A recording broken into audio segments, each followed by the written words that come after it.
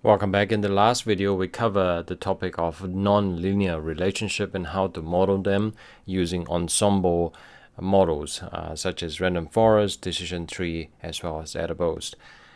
There is just one thing that I do want to visit, which is the feature importance. Now, this is something that we've covered previously under correlation as well as feature selection. But the issue then was that when we actually were performing the feature selection, we were using correlation analysis, but we don't necessarily know which feature is the best one to use. Remember too that we covered it again under multiple regression, looking at the coefficient itself, and also by looking at R-square performance evaluation by adding and removing features and see if the R-square goes up or down. So that's the other approach that we could take. Now this is the third one, which is making use of some of the model such as AdaBoost, such as random forest, and in this case we won't demonstrate decision tree. So this is just another arrow into your bow that you can actually use to select the features that is most significant and make use of it to build your model, and allow these so-called ensemble model to inform you which are the important features. Now this is really following on from the previous lesson covering a brief introduction to AdaBoost, random forest, as well as decision tree in modeling our Boston housing dataset. Now we have 13 features here. Are they all equally important? And which one, well, if they're not equally important, then which features are more important? Can scikit-learn help us to actually perform this exercise? Now we've already run the AdaBoost and actually modeling our data using AdaBoost ensemble method. So under Ada, the model itself, there is actually this feature importance where it extracts the so-called relative importance. All right, so if you have a look at the columns itself, these are the corresponding columns, although it's a bit difficult to actually directly correspond. So I'm going to use a data frame, pandas data frame, and just merge them together and name the column as features and sort the features. So based on this table, what you can see here is that LSTAT is the most important feature, followed by RM, this, and all the way down to the last three being age, ZN, and CHAS. It is pretty consistent with what we actually did before. Now this is just to help you to recall this. This is under the multiple regression, and what we did do is using the linear regression and using the actual coefficient itself to inform us, and especially after we have standardized it. So you can see LSTAT is also the highest here. It's consistent LSTAT. This and RM, and the last three is H, ZN, and CHAS. This is using AdaBoost. And if you look at this is age, Indus, and CHAS.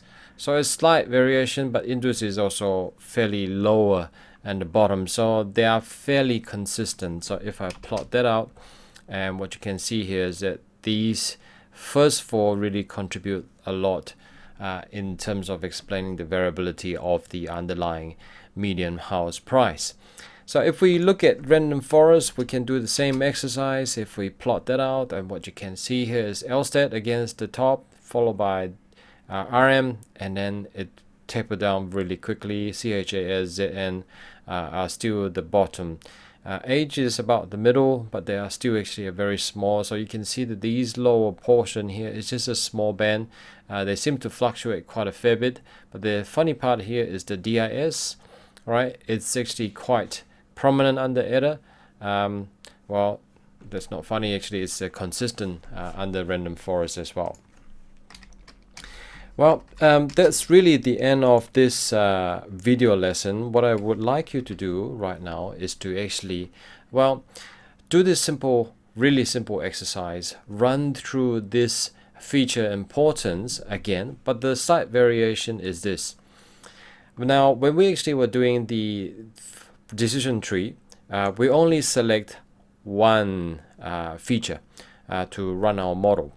Okay, and what I'd like you to do is this time around run a decision tree with all of the X values, meaning all 13 features throw it all in and see what it looks like, okay, and see how the actual decision tree will plot out.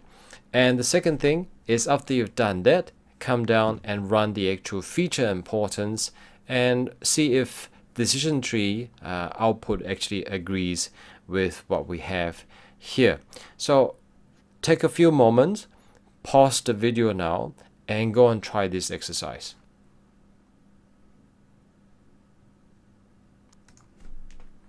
Right, how did that go? I really hope that you try that out and basically build your model using decision tree, regressor, fit using the X train and Y train data, same as edibles, and also random forest. Run the prediction itself, run the actual comparison between the mean square errors as well as the R square, and finally extract the actual feature importance itself.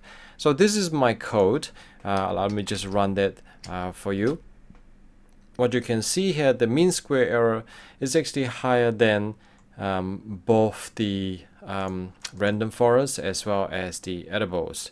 Okay, so for 1.87 for random forest and 4.48, where this one is in the double digits, so it's substantially higher. So R square naturally will be lower as well. And finally, in terms of the so-called